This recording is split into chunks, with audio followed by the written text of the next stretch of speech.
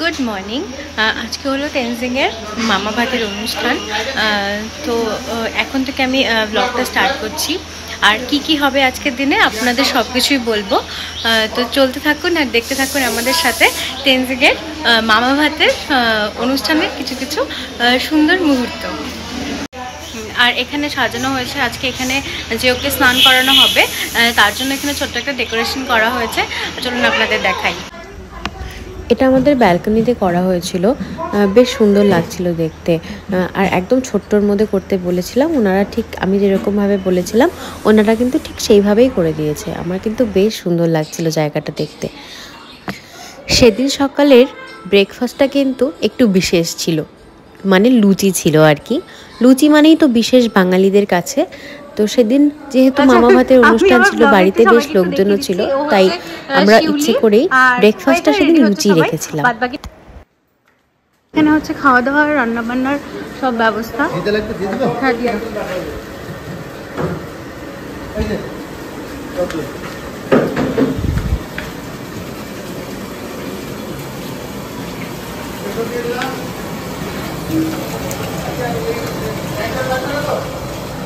এখানে দুপুরবেলার রান্নার ব্যবস্থা করা হয়েছিল। দুপুরবেলা যে মাছের ঝোল, আলু ভাজা এইসব হয়েছিল তার ব্যবস্থা করা হয়েছিল।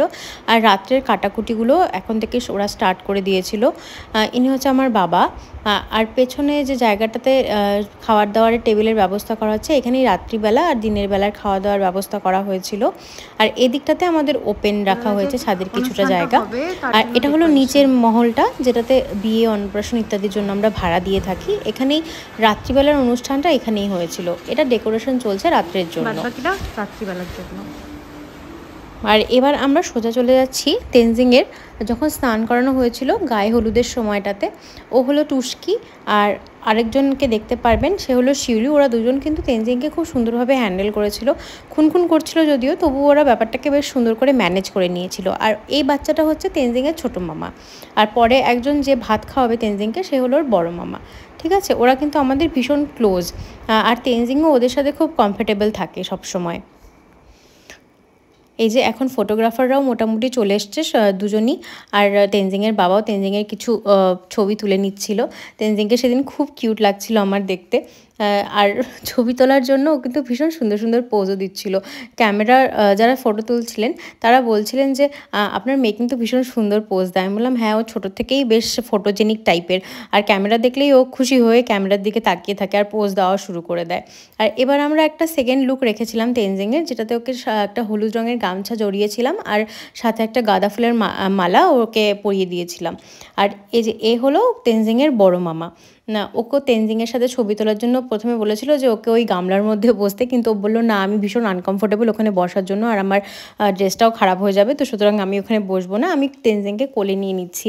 যেই তেনজিং ওর কোলে উঠেছে, ওর ভাইও ওর টুক করে গিয়ে কোলে বসে পড়েছে। হয়তো একটু ওই যে বলে না যে ব্রাদারহুড জেলাসি, ওই ব্যাপারটা চলে এসেছিলো, এজন্য বাচ্চাটাও গিয়ে বসে পড়েছে কোলে। খুব কিউট লাগছিল ব্যাপারটা দেখতে।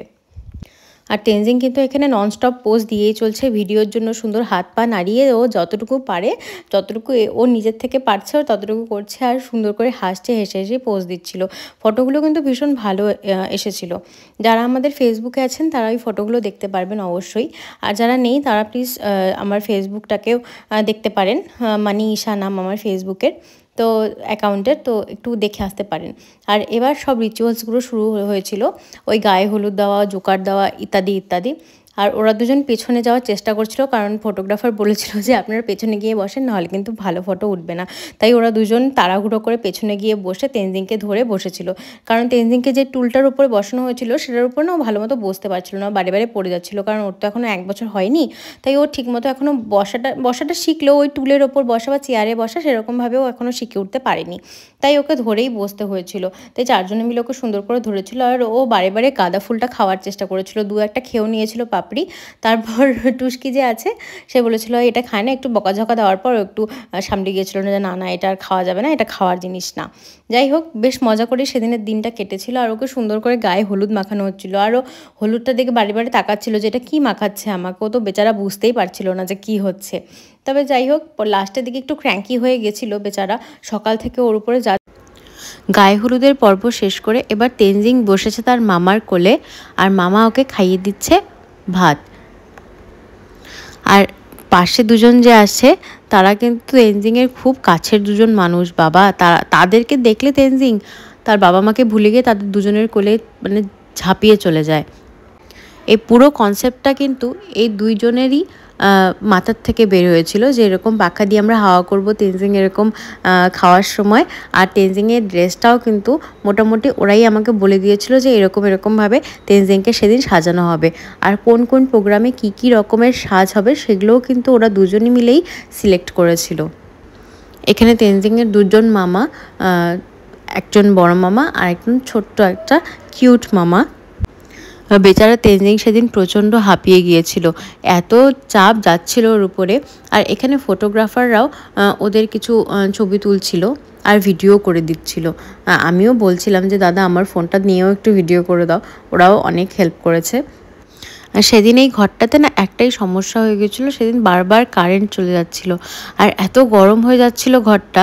আর ওই ক্যামেরার লাইটগুলো যে দেয় ফটো তোলার সময় সেগুলোর জন্য ঘরটা আরও বেশি গরম হয়ে যাচ্ছিল। বেচারারাই জানে যে এরা এত কষ্ট করে ছবির জন্য পোজ দিচ্ছিল, প্লাস এত ভারী ভারী জামাকাপড় সবাই পরেছিল।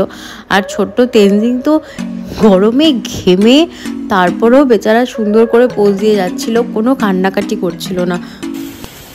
সেদিনের দুবেলার রান্নাই কিন্তু আমাদের ছাদেই হয়েছিল, সেগুলোর কিছু ভিডিও কিন্তু আমি আপনাদের জন্য এই ভিডিওতে রাখলাম। এখানে মাছ ভাজা হচ্ছিল, পোলাওয়ের প্রস্তুতি নেওয়া মোটামুটি হয়েই গিয়েছিল। দেখুন সেগুলোরও কিছু গ্লিমস আপনাদের জন্য এখানে রেখে দিলাম। সেদিন দুপুরবেলা লাঞ্চ করতে করতে আমাদের ভীষণ দেরি হয়ে গিয়েছিল। আমি যদিও আমার হাজব্যান্ডকে বলেছিলাম যে ওকে আগে লাঞ্চ করে নিতে, সে আমাকে ছাড়া কিছুতেই লাঞ্চ করবে না, সে আমার জন্য 4টা পর্যন্ত বেচারা অপেক্ষা করলো। তারপর আমরা দুজনে একসাথে খেতে গিয়েছিলাম। সেদিন দুপুরবেলার লাঞ্চের মেনু ছিল ডাল, আলু ভাজা আর মাছের ঝোল। রান্নাটা কিন্তু দারুণ হয়েছিল। কোচবিহারের নামকরা একটা ক্যাটারিং সেদিন রান্না করেছিল, হৃদয় ছুঁয়ে ক্যাটারার। তারা কিন্তু বেশ ভালো রান্না করে। আর আমাদের বাড়িতে মোটামুটি যেগুলো অনুষ্ঠান হয় সেখানে কিন্তু বেশিরভাগই হৃদয় ছুঁয়ে ক্যাটারারই আমাদের রান্না বান্না করে। এদের রান্নাগুলো কিন্তু অসাধারণ হয় খেতে। বিকেলবেলার জন্য এখানে তেনজিংকে রেডি করা হচ্ছিল। তেনজিংকে রেডি করা সে এক ঝক্কির কাজ, বাপরে বাপ। সে আমি কোনোদিনও নিজের ঘাড়ে নিই না, সবসময় মার ঘাড়ে চাপিয়ে দিই যে তেনজিংকে রেডি করে দাও। এখানে মা আর বাবা দুজনে মিলে তেনজিংকে রেডি করাচ্ছিল, তবুও দুজন হিমশিম খেয়ে যাচ্ছিল ওকে রেডি করা। ওহ বাপরে বাপ। এখানে ওর দুদিকে দুটো মাকে বললাম যে দুদিকে দুটো ঝুঁটি বেঁধে দাও, আর সাথে ও যে জামাটা আজকে বিকালবেলাতে পরবে সেটা পরিয়ে দাও। এরপর রেডি হয়ে সে তার বাবার কোলে উঠে নিচে গেল, আর তারপর ফার্স্ট গেস্ট আসাও শুরু করে দিল। তেনজিং আর তেনজিংয়ের বাবাকে তো দেখালাম, এবার একটু নিজেকেও দেখিয়ে নিজে একটু কেমন সেজেছিলাম। আমরা তিনজনে মিলে সেদিন কিন্তু বেশ অনেকগুলো ছবি তুলেছিলাম, ফোনে তো তুলেইছিলাম, এছাড়াও ফটোগ্রাফারদেরও বলেছিলাম আমাদের বেশ কয়েকটা ভালো ভালো ছবি তুলে দিতে। এখানে আমার বাবা মা আর সাথে তেনজিং, আর এখানে আমি আমার বরের সাথে একটু খুনসুটি করছিলাম। ওকে বলছিলাম যে তোমার কয়েকটা ভালো ভালো ছবি তুলে দিই। তারপর শেষমেশ যখন বুঝেছিল যে আমি ভিডিও করছিলাম একটু রেগে গিয়েছিল। সেদিন ছিল ইন্ডিয়া ম্যাচ, এর জন্য আমরা কিন্তু সেদিন একটা স্ক্রিনের ব্যবস্থাও রেখেছিলাম ভবনে, কারণ অনেকেই আছে যারা বলেছিল যে সেদিন ক্রিকেট ম্যাচ কী করে আসবো। তা আমরা একটা ইউনিক একটা ব্যাপার করতে চেয়েছিলাম, তাই আমরা এখানে একটা স্ক্রিনের ব্যবস্থা করেছিলাম। আর এখানে বিশ্বাস করবেন না, এখানে যা ভিড় হয়েছিল, মানে যার মামা ভাতের প্রোগ্রাম ছিল তাকে বাদ দিয়ে সবাই বেশিরভাগ লোকজন এই স্ক্রিনের সামনে এসে দাঁড়িয়েছিল। এখানে তেনজিং সব রিলেটিভদের সাথে ছিল, আর এখানে আমার বাবা, শাশুড়ি আর আমার এক পিসি শাশুড়ি এখানে ছিলেন, ফটো তুলছিলেন। আর এবার আমি গেলাম ফুচকা স্টলের দিকে। আমার ফুচকাটা দেখে খুব লোভ হচ্ছিল, তাই ভাবলাম গিয়ে এক দুটো খেয়ে আসি। কি আর খাবো, একটা খেতে খেতেই বর ডাকলো, শোনো লোক এসছে, এদিকে আসো একটু। তারপর চলে যেতে হলো। যাই হোক, একটা ফুচকা খেয়েছিলাম, ভীষণ টেস্টি ছিল। আলু মাখাটা তো চরম ধরনের একটা টেস্টি হয়েছিল, আমার তো ভীষণ ভালো লেগেছিল। যারা খেয়েছে ফুচকা তারা সবাই বলেছিল ফুচকাটা খুব ভালো হয়েছিল।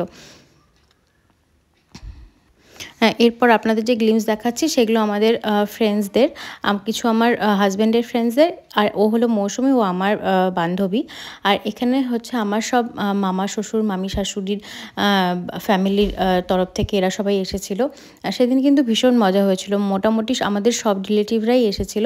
আর এত সুন্দরভাবে অনুষ্ঠানটা হয়েছিল। আর তেনজিং সবার কোলে গিয়ে এত মজা করছিল। এটা হলো আমার পিসি, ও আমার পিসির কোলে গিয়ে পিসির মালাটা ধরে টানাটানি করছিল। শুধু আমার পিসির নয়, ও যার যার কোলে সেদিন গিয়েছিল সবার মালা ধরে টানাটানি করছিল। এবার আপনাদের রাত্রের খাওয়ার কিছু গ্লিমস দেখাচ্ছি। ওর রাত্রের মেনুতে ছিল মানে মামা ভাতের রাত্রের মেনুতে ছিল ফিশ ফ্রাই ছিল, সাথে ভেজ ডাল ছিল আর পাঁপড় ভাজা ছিল। এরপর সাথে হচ্ছে একটা মাছ ছিল, মানে মাছের ঝোল ছিল আর কি। মাছটা ভীষণ টেস্টি হয়েছিল, আমার তো খুবই ভালো লেগেছিল খেতে। আর অনেকেই বলেছে যে রান্নাবান্না সেদিনকার খুব ভালো হয়েছিল। কোচবিহারের হৃদয় ছুঁয়ে ক্যাটারার রান্না করেছিল, আর সেটা খুব কোচবিহারের নাম করা একটা ক্যাটারার। যারা যারা কোচবিহারে থাকেন তারা সকলেই জানেন যে হৃদয় ছুঁয়ের রান্নাবান্না ভীষণ টেস্টি হয়। আর মাছের পিসটা তো এখনও দেখে আমার মনে হচ্ছে যে খেয়ে নিই, এতটাই টেস্টি হয়েছিল মাছটা। এরপর পাতে সুন্দর করে পড়ে গিয়েছিল পোলাও, সাথে মাটন কষা ছিল, যেটা ভীষণ টেস্টি হয়েছিল। মাটনটা তো অসাধারণ রকমের টেস্ট হয়েছিল, আমার খুব ভালো লেগেছিলো, আমার হাজব্যান্ডেরও খুব ভালো লেগেছিলো। মাটন বেঁচে গিয়েছিল পরের দিন, ও বলেছিল এটা যখন বেঁচেই গেছে আমি কিন্তু দুপুরে লাঞ্চে শুধু মাটন আর ভাত খাবো, আগের থেকেই ও বলে রেখেছিল। তো সেই রকমভাবে ও পরের দিন লাঞ্চে মাটন আর ভাতই খেয়েছে। যাই হোক, এখন আমরা আবার মূল স্রোতে ফিরে আসি। মাটনটা কিন্তু দারুণ ছিল। এরপর পাতে পড়লো মিষ্টি, চাটনি, আর সাথে আমরা আইসক্রিম রেখেছিলাম। আমার মা বলেছিল দই রাখতে, কিন্তু দইটা রাখা হয়নি, যেহেতু দইটা রাত্রিবেলাতে পেট ভার করে যায়, এই জন্য আইসক্রিম রাখা হয়েছিল। সেদিনের রাতের প্রোগ্রাম শেষ হতে হতে মোটামুটি 1-2 বেজে গিয়েছিল। আর তেনজিংও তখনও পর্যন্ত জাগ না। ও তো রাত্রিবেলাতে 3-4টার আগে ঘুমাই না, ওর জন্য আমি আর আমার হাজব্যান্ডও ঘুমাতে পারি না। তাই আমরা ভাবলাম যে গিফটগুলো একটু খুলি। আর এই ছিল গিফট খোলার পর্ব। তখনও আমার বান্ধবী বেচারা বাড়ি যেতে পারেনি বৃষ্টির জন্য। সেদিন যা ঝড় বৃষ্টি হয়েছিল, ও বেচারা আটকে গিয়েছিল আমাদের বাড়িতে। যাই হোক, এই গিফট খোলার পর্বটা আপনারা এনজয় করুন, দেখুন, আর হয়তো আপনাদের ভালোই লাগবে। যদি ছোট বড় হয়, ছোট বড় হয় রে, খোল দেখি জামাটা। কি সুন্দর রে জামাটা। হ্যাঁ,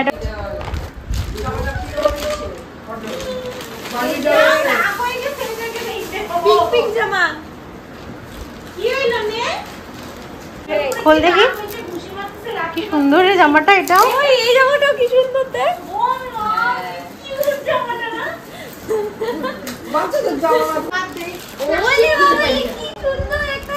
এটা ডাংরি খোল।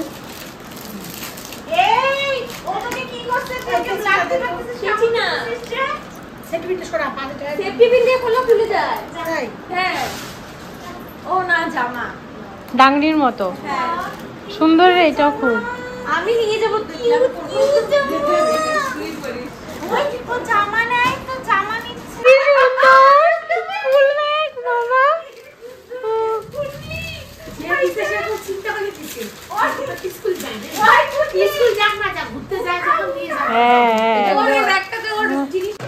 এই ছিল তেনজিংয়ের মামা ভাতের ভিডিও। আশা করি আপনাদের ভালো লাগবে। কেমন লাগলো কমেন্টসে জানাবেন।